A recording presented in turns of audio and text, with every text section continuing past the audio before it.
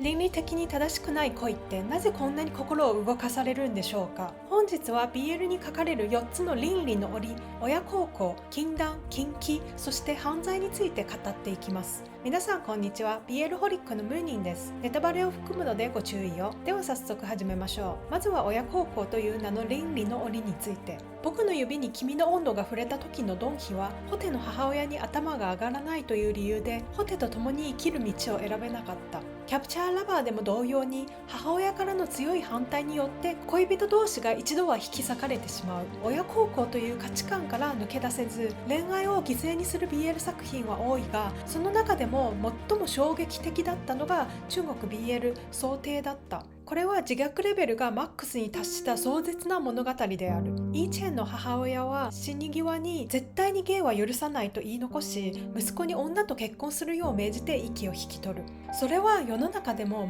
最も無力な形の道徳的リンチであり、愛する親から突きつけられる死刑宣告のようなものだった。息子には弁解の余地すら与えない。その後イーチェンは愛するルーフォンと別れ、自分を長年思い続けていた女性と結婚し子供を設ける。でもルーフォンは全てを投げ捨てて婚約破棄し、イーチェンとやり直そうとするが、もちろん受け入れてもらえない。最終的にルーフォンは肩書きを投げ捨て記者会見の場に立ち、これまで愛したのはイーチェンただ一人だと全世界に向けて宣告する。そしてその運命の告白の直後、ルーフォンが乗った飛行機は抑制不能に陥り墜落した。消息は途絶え、生死すら不明のまま物語は幕を下ろす。ただ一人残されたイーチェンが静かに彼を待ち続ける姿が全てを物語っている。あの時母親から死刑を言い渡されたイーチェンはその檻から逃れることができなかった。でもルーフォンは違った。彼は社会的地位も名誉も家族も捨て愛を選ぼうとした。それでもどちらも救われないまま、ただ残酷に時間だけが過ぎていく。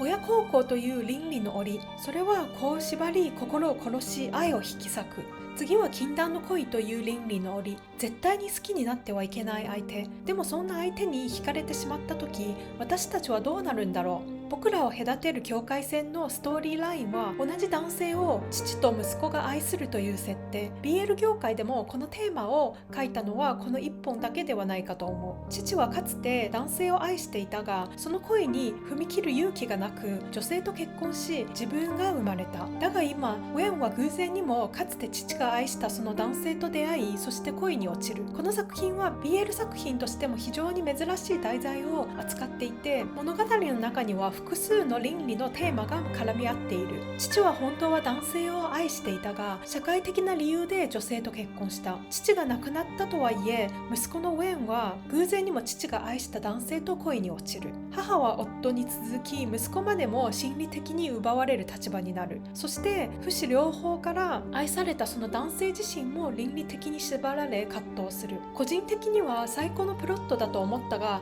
残念ながら監督は最終的に倫理に負けてしまった。押し切っていたら私の中では新作になっていたであろう。唯一全てを捨てて前に進む勇気を持っていたのは20歳を迎えたばかりのウェンただ一人だった。一度は幻想を手に仕掛けたが、それも壊れたという終わり方。次は禁忌という倫理の檻。 BL の世界には数えきれないほどの禁忌の恋がある。中でも特別なのが義理兄弟という関係性。以前と終尺攻め対難攻不落で紹介した作品があるので、上記にリンクよりアクセスしてください。そして今日語りたいのは岡田先生の創世遊戯。今まで読んだ漫画の中でも間違いなくトップ3に入る名作。 NCC なし、厳密に言えば BL ではない。それでも確実にドストライクだった。無駄なコマが一つもなく、最初から最後までワクワクした。双子のリンとルイの2人からは拒みきれないほどの魅力を感じ、感無量の一言。特に屋上から飛び降りるシーンとラスト1ページでのちぎりについては全身の血が沸騰し、カフェインを直に注入されたような興奮を覚えた。麻薬はもちろんやったことはないんだけど、たかが私が今経験しているこの感覚ではないかと確信。BL 要素が入っていて心臓に直接接来る衝撃と脳にドーパミンが一気に送り込まれるような錯覚に襲われる。中毒そのもの。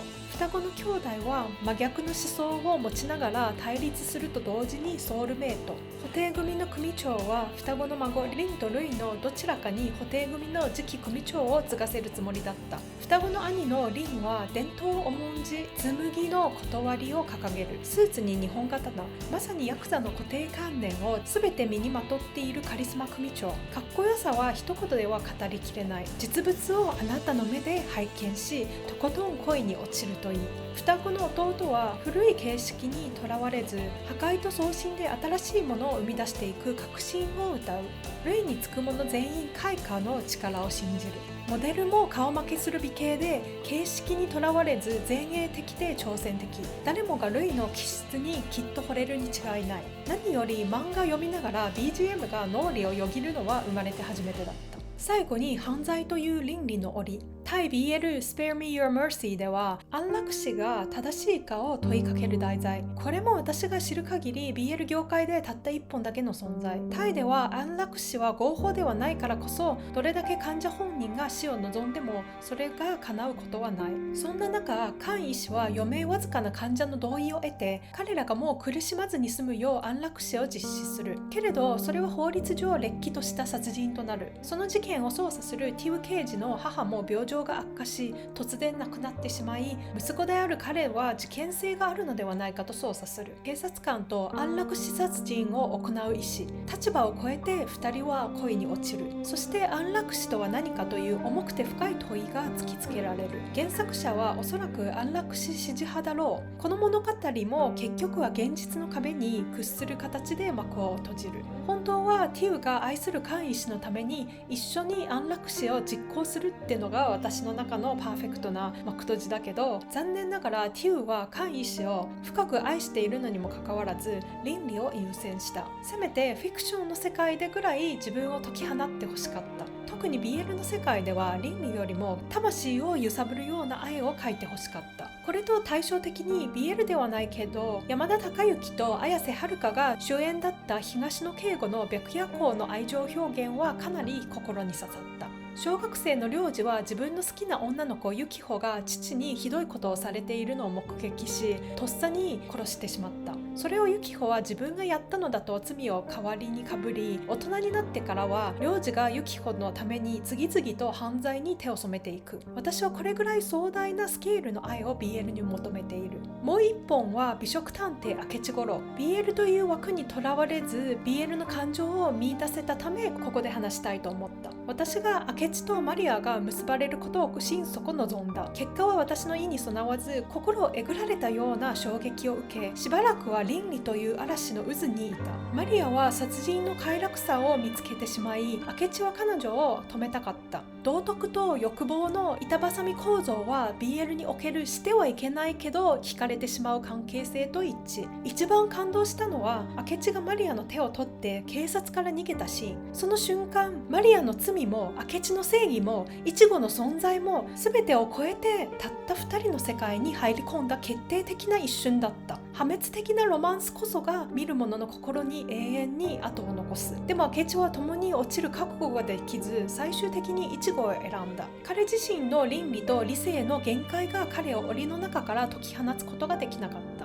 最後まで付き合ってくださって本当にありがとうございます。こうして自分の感じたことを率直に言葉にできて、そしてどこかで共感してくれる方がいるかもしれないと思えるだけで大きな励みになります。もし皆さんが考えているテーマやこの作品について語ってほしいと思うものがあれば、ぜひコメント欄で教えてください。それではまた次の動画でお会いしましょう。ではでは。